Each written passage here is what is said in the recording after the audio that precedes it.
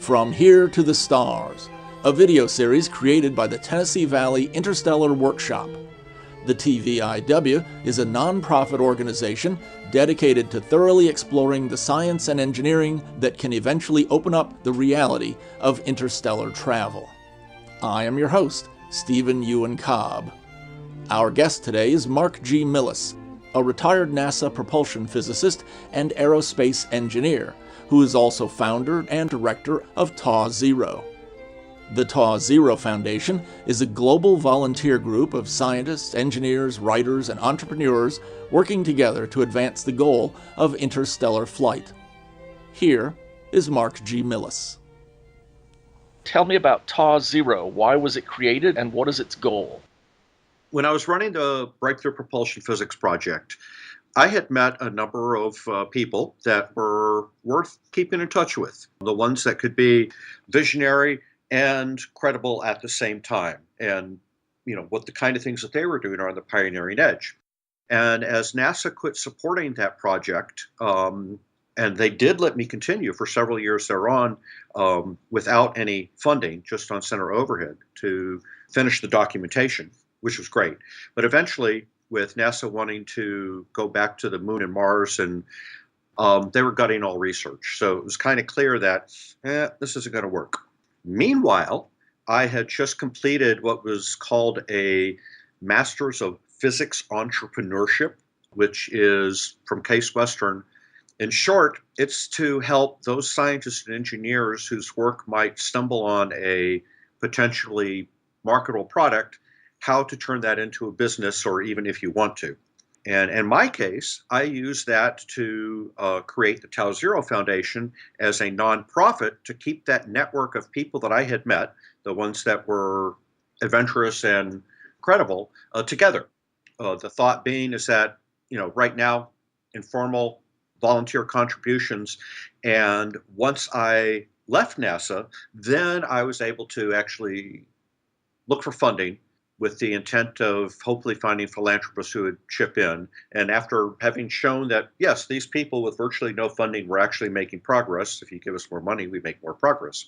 The other aspect of that is we use the theme of interstellar more to separate us from what the other aerospace community was doing, which is how do you extrapolate what we know how to do, moon bases, Mars bases, expansion into the solar system, that sort of stuff, which is conceivable with the technology that we can envision.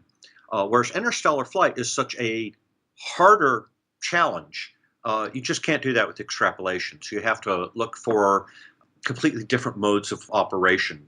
To make an analogy, it would be like while in World War II, while most of the aerospace engineers were trying to think of how to make more efficient piston propeller aircraft, smoother airframes, you had some people that were contemplating jet engines, which was a completely different propulsion method and completely different principles and how to make it work and make it work well. And once that succeeded, that took jet aircraft into another realm. Other just quick examples is it's like the difference between carbon paper and a photocopy machine, between steamships and sailing ships, rockets and aircraft, transistors versus vacuum tubes. So while most of the technical community is looking at the next term things, which is necessary, someone should also be looking at, okay, what other things might be out there that are different and are not based on the same operating principles for the same goals that we can research. The other aspect of that is, can you actually begin to tackle these now?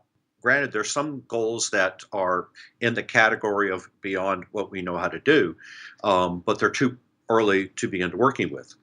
And the threshold of when you can actually work on something is if you understand the problem well enough to where you know what the gaps are and you have enough information to take the next step towards filling that gap. And on many of the interstellar challenges, that is the case, even though they might be far from fruition. And I'll split this into two categories. Two main categories are whether you're trying to do interstellar by vast expansions of the technology we can foresee, which then also requires a completely elaborate and new space infrastructure to bring those into existence? Or do you go back to the physics, the sciences, to see if there are new discoveries which can circumvent the limits of that technology? The analogy of old stuff being vacuum tubes, new stuff being transistors. And in both those categories, there are now attackable problems. On the former, the technology, trying to understand what sort of infrastructure you would really have to develop to bring those items into fruition and how long those takes. There's enough information now to start figuring out that in more detail. And when it comes to the undiscovered propulsion physics, the line of it just being science fiction into the beginnings of science was roughly in the last half of the prior century. The notions of traversable wormholes for faster than light, I think, entered the literature in 1988. The warp drive concept, 1994. And then there has been a variety of concepts for how do you move spacecraft without using rockets or sails, and they kind of spread from 1960s with some refreshed work in 1997. And on those topics, we're at the point where the fidelity of the questions is now good enough, and the amount that we do know and don't know is understood well enough that we know what to do to chip away at the unknown. So it's now an attackable problem, even though we don't know that. And so anyway, back to the Tau Zero, is to provide a venue or some kind of central theme where ideas like that could be investigated. And also, we wanted to make sure that the information along those lines that was presented to the public were reliable.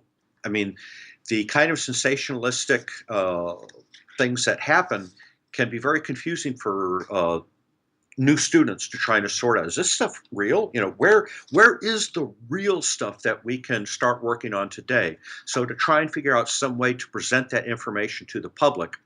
And with that, we're in close collaboration with Paul Gilster's Centauri Dreams. He does an article 5 times a week on things related to Interstellar, based off of those things which are solidly in the peer-reviewed journals. And when sometimes there's something more controversial, at least the things on that have grounding on the realities behind the situations, not just the hype. And the hope is that by demonstrating that we could make progress, and that provided the general service of accurately showing, or to the degree that we could ourselves, where is that line between what we know and what questions you would ask next, that we'd get support to continue that. And for TAW Zero, whatever the remaining struggle is, where is the struggle? Is it in perception? Is it in funding? Well, what happened is when I left NASA, it was clear to me that there was not going to be any government funding on anything very long range, at least not for a long time. And I wasn't even going to try for government funding. So the monkey wrench in my plans was when DARPA started the 100-year Starship. And they wanted it as their own organization rather than availing themselves to the groups that already existed, like the British Interplanetary Society and what we had already started, Tau Zero and Centauri Dreams. And they also dangled $500,000 for that. So this network that I used to have of the people I met over the years, where good-spirited collaboration, realizing that there was hardly any funding on this and that it would be a slow road to get it, that collaborative community turned into pockets of competition, which I was not expecting. And that sort of changed the climate on how things were done. And so I would say right now, the biggest challenge for Tau Zero is finding the right kind of help to just take care of some of the business details to keep us going and surviving while we wait for the the network of the people who can actually do the work to stabilize back down into something more collaborative. Because there's not really, and I do not foresee there being any serious funding on this topic to feed all of those individual different ways of attacking the problem. Yeah, the 100-year Starship project came and went. I don't remember what year it was. Yeah, well, also too, they're having another symposium over Halloween weekend in the San Francisco area. But other than workshops, I'm not really sure what they plan to do. And formally, we're a partner of theirs, as listed on their website, on the subset of the flight technology. But that has never been spelled out in any sort of document or whatever. And there's not much communication going on. So I'm not really sure what is happening with that organization. As far as the future of TAW Zero, what would be sort of the ideal vision you would have of it, say, in 5 years or 10 years from now? I mean, as the climate, of course, perceptions and funding perhaps changes a little here and there, what would be an ideal future? Okay, a couple of steps here. Step one would be is transforming from a group of techno geeks on the subject of interstellar flight to ones that are also business savvy and know how to put together the other sort of details of where you go for funding, how you keep up with your network, how you get the best out of your eager volunteers, and get that running so the technical people can do their own thing and eventually weave those together. Another step in that is I would love to finish having on our website as accurate as possible status summary of all the different facets and approaches to interstellar flight. Where is that leading edge? Who's working on it? What questions have been answered? What questions are next to answer? So that any new people that want to come into this know where to jump in. And also they're basing it not on sales pitches, but on what seems reasonably accurate to sort out. After that, what I would love, if there was enough funding for supporting research, which has to be somewhere in the neighborhood of between $2 to $6 million a year, is I would love to have research solicitations on a competitive basis for those short incremental tasks, not for some long project, but given the various approaches, try and get people to propose, okay, what's the next step of something that you can complete in, say, 1 to 3 years that has relevance, where you can chip away at the unknowns. You don't have to design a full vehicle. You don't have to figure out warp drive entirely, but just take some of those steps and try and support through that a diverse span of these approaches, meaning not just things on warp drives, not just things on fusion rockets and stuff like that, but across a span, and even sociological issues about society aboard colony ships and what it takes within our own culture to get an accurate grasp of how soon do we need to be doing this versus how fast can we do things and what their relative value are. And then with that is that have a symposia every other year to look at the findings from all that research and then get another solicitation cycle. And the thinking with that, with cycling through with a whole bunch of small steps across the span of possibilities that eventually, and I'm not sure if that would be a few years or a few decades or even longer, that the realities of the situation will start to become clear enough to where there might be a prudent focus. Because right now it's way too soon to focus on any particular single issue or method. That was Marc G. Millis, a retired NASA propulsion physicist and aerospace engineer who is also founder and director of TAW Zero. The TAW Zero Foundation is a global volunteer group of scientists, engineers, writers, and entrepreneurs working together to advance the goal of interstellar flight. If you enjoyed this video, please click the like button, and you can subscribe to our channel for more such videos.